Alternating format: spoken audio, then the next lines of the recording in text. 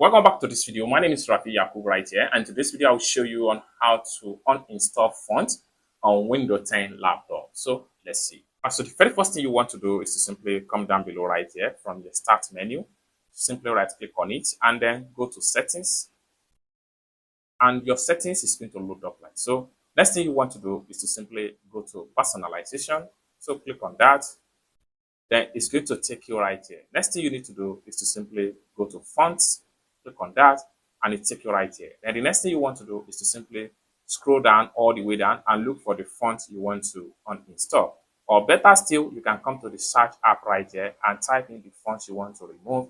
So I can make use of search here and type in the name of the font I want to uninstall, just like so. So once you see the font that you want to uninstall, next thing you need to do is to simply click on the font and it open up like so. Next thing you need to do is to simply click on uninstall and it's open up like this. Uninstall this font family permanently. If you delete this font family, some text might not appear as you intended. Simply click on uninstall. It's as simple as that. So by the time you go back to the font family on your PC, let's quickly go back. So getting back here and typing the name of the font is no longer here. It's as simple as that. So this is how to permanently uninstall font on Windows 10 laptop.